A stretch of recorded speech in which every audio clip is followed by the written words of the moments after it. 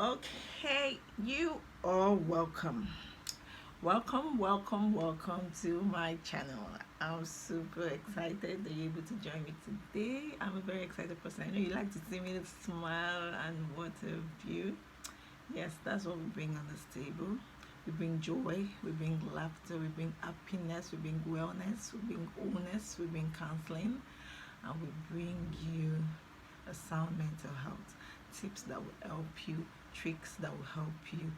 DIY, do it yourself, even when a therapist is not near you, a counselor is not accessible, a friend, a close friend, a pastor is not close by, but something you can just, adjust to and get your groove going.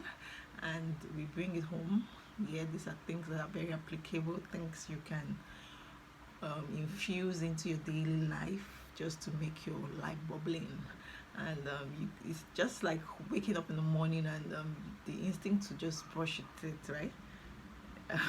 Your mouth feels kind of weird even before you put even water into it. Even though scientifically we've learned that it's even okay to drink water even before brushing, but some people still find it weird.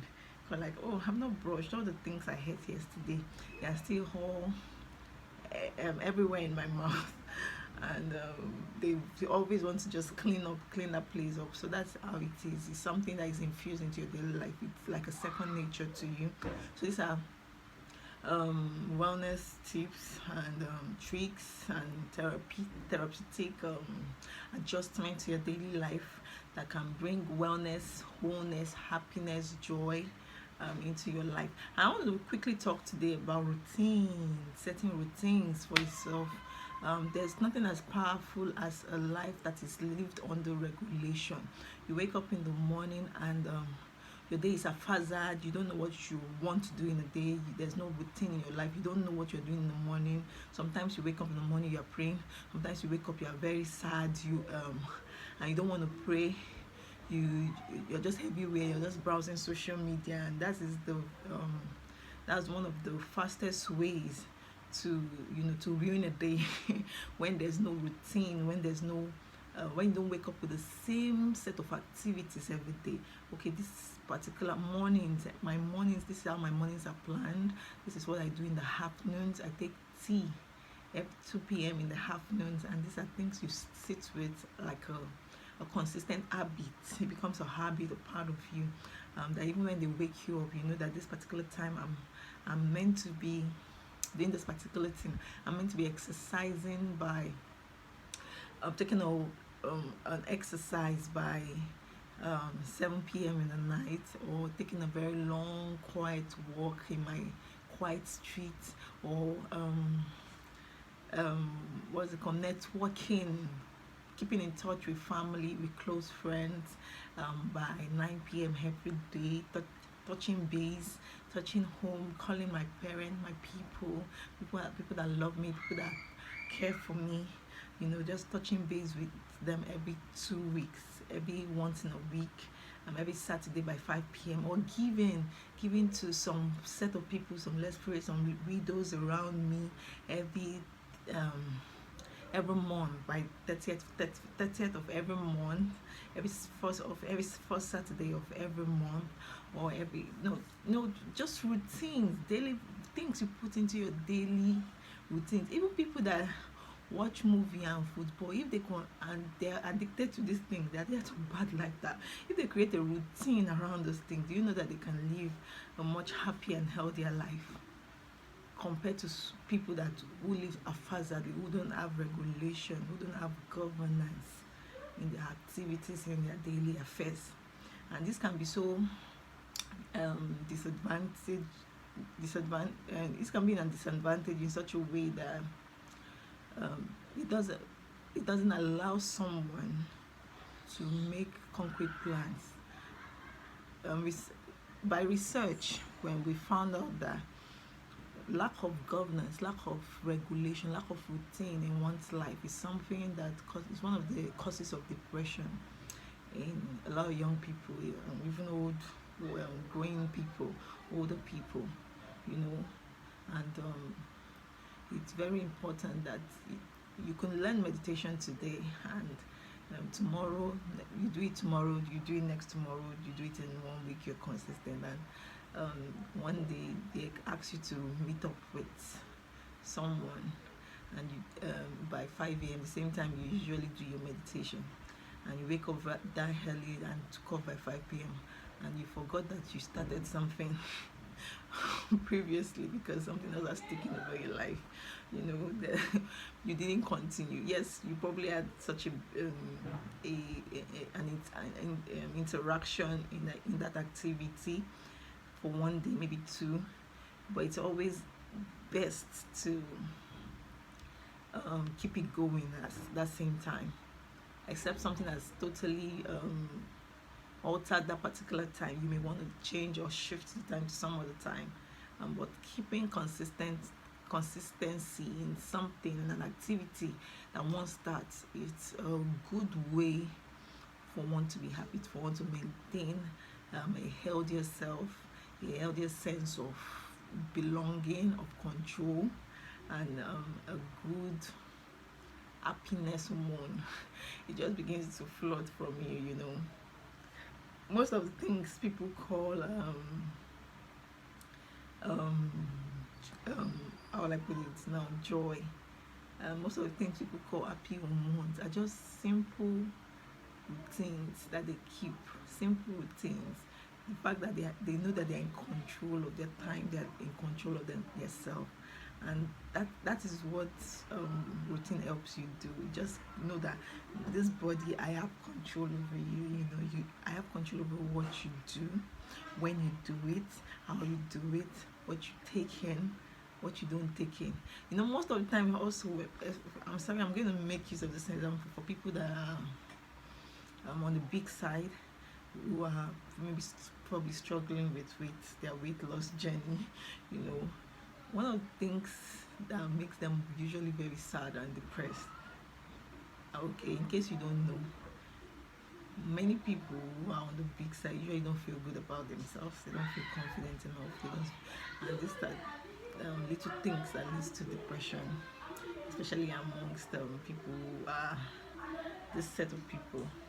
So one of the things that makes them feel very confident and good, and make them believe in themselves, is just like it's just by what they take into their mouth. They feel like they don't have control over their stomach.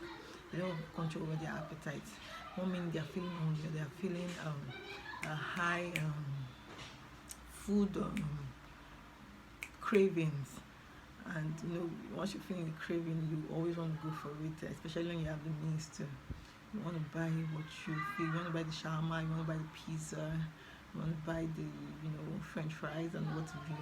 And even though these things are also contributing to your big nature, but you just your taste buds just seem to love these things. Your system just seems to makes you think that you love these things, and meanwhile you do not love these things.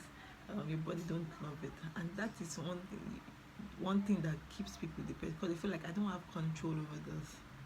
But once they start getting themselves together, they say, okay, I feel like I want to eat this, but logically, is this good for me? How is this beneficial to me? Like when they start asking those very critical questions, and they start feeling in control of themselves, and say, oh, I can deprive myself of this. I can take this maybe once in the next 2 weeks, once in every 2 weeks. I can give myself a treat when I accomplish any great goals in my life, and things like that can make them feel much more in control of their habits and their daily routines. And the whole point here is just about routine is just being in control, having a high sense of self-discipline. I want to wake up by such time, and you're able to. I want to do this by such time, and you are able to, and you're consistent with it, and that's what gives one a great sense of control over their life. And these things actually have a very great impact on how happy and how self-fulfilled one is per time. And I'm super excited to have shared these tips with you, and I hope it blessed you. I hope you're able to get one of the things about it. Now let's talk about how you can infuse um, routines into your daily schedules. I think I've just even said the basic one already. One of the ways by which you can infuse routines into your daily schedules is just doing the same thing at the same time every day.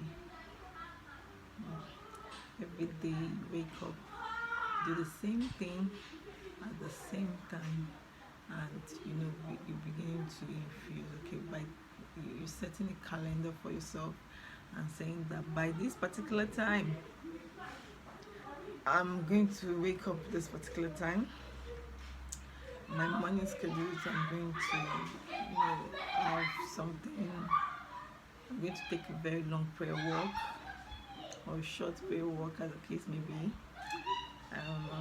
While I take my prayer walk, I'm going to allow nature to just breeze through my mind, and I'm going to reminisce in the glory of nature as I walk through and I see all the things that surrounds me. I'm going to be appreciative of it, and these are things that just begin to bring peace and joy and awareness, alertness into your soul, into your spirit, and also begin to equip your body and begin to align you, towards what Mother Earth has for you, towards all what God has planned for you. And these are things that also, helps not just the body, it helps the mind, it also awakens the soul, awakens the heart. It helps you feel much compassionate. It widens the vessels of your heart for love to flow, and yes, for love to flow, and you just begin to feel more compassion for you've usually been this uptight and strict person. You begin to feel more at ease, more. You want to love more. You want to be more compassionate. You just see the world in a different light, and you just begin to say, "Oh, there's so much beauty around me. There's so much beauty in the world," and you begin to experience these things even in the little details of what you experience by the day, right? So, we'll be right back. Let's go on a short break.